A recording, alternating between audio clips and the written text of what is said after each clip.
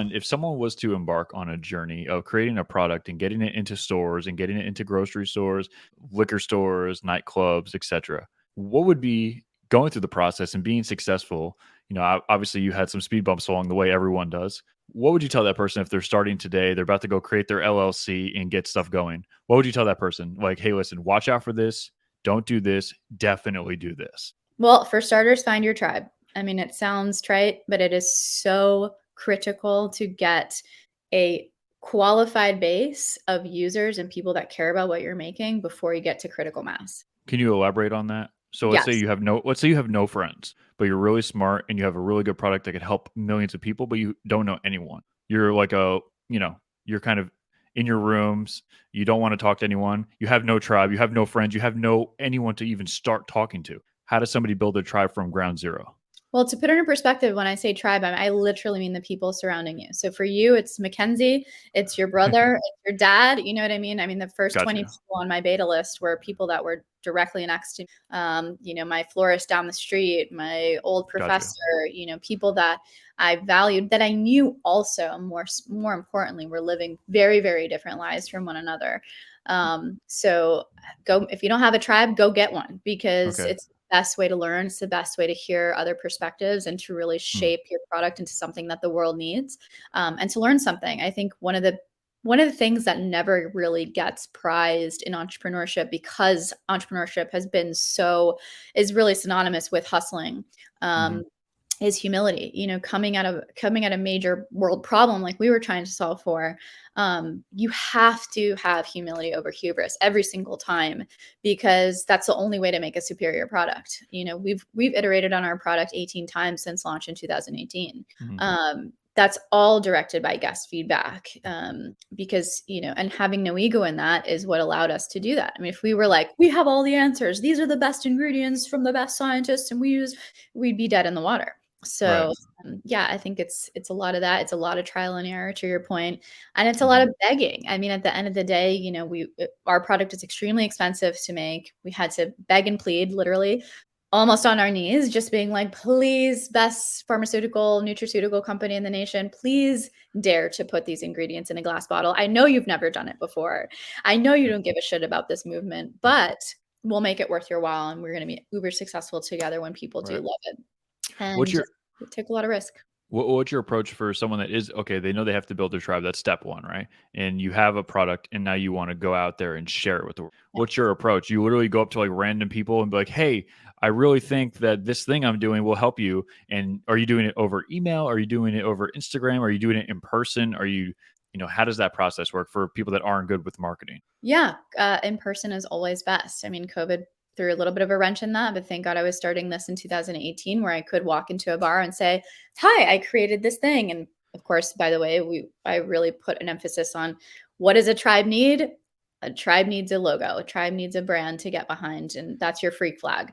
Gotcha. So I had a gorgeous presentation. I bring it to every bar, and I would say, listen, I have this thing. Let me tell you about it. And 9 times out of So 10, you would they literally go to the owner of the location, be like, hey, listen, I have this thing. It's been in, and then you'd be like, it's in XYZ already, and we would love for you to host this product. The owner would either say yes or no. And if they said yes, then you have a presentation, and then they would say, okay, cool, we'll start selling it. 9 times out of 10, it was no one important. They were important to me, but 9 times out of 10, they weren't owners.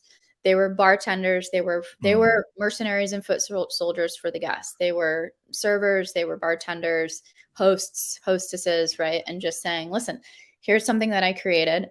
I want to just introduce it to you. And they would make sure that I met the right person. They either loved it or they didn't. They would give me their feedback.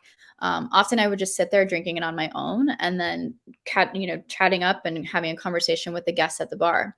So it really is just about like putting yourself out there and finding brave souls that are willing to try this, and hear your story and understand why it matters to you. And usually if it matters to you and you have a story, there's a story there that's relatable.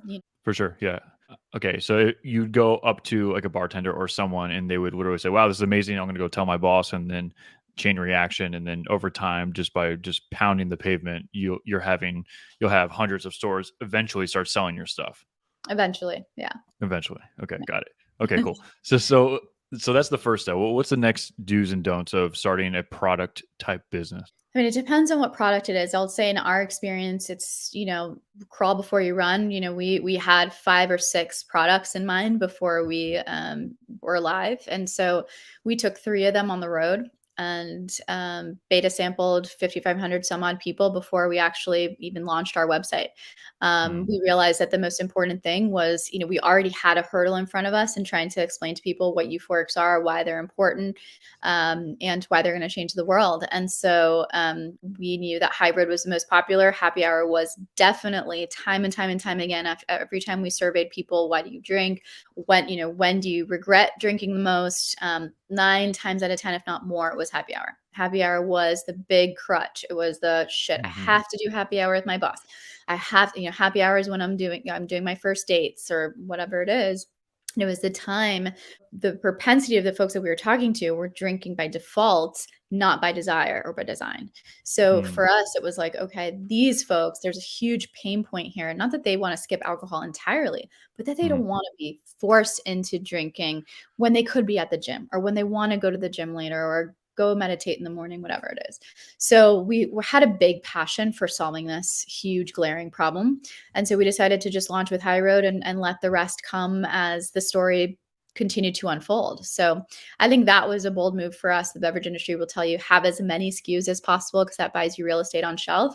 I really think when you're revolutionizing, when you're innovating, you need to go slow. You need to assess what is what's real and let that inform the 2, 3, 4, 5, 6 other ideas that you have before you go and launch those. Got you. Okay. So do you have the same approach when you're approaching like department stores and like a Target or a Walmart or something like that versus a bar or maybe just like a straight up liquor store where No, I you're not mean, sitting there? yeah, by the time I get to a Target, I'm gonna have 3 tried and true, and I've gotten to critical mass, right? You don't wanna screw up that opportunity because with a Hmm. Target, someone as big as a Target, you're in or you're out, Right, right? Like, right. you have one chance to make a first impression. So, it is going to the smaller indies, the liquor stores, the bars, the restaurants, and those that Mm, are willing to take a chance on a new brand because of whatever reason. It's smart, it's sexy, it's fun, it's tasty. Whatever that thing is, that hook is that really sings to them. Take it and run and treat that relationship like gold. I think that's right. the other thing that people forget. It's like, oh, check, I landed that thing. Now I'm on to the next. And it's like, it's not that easy. You got to build legacy relationships with these folks.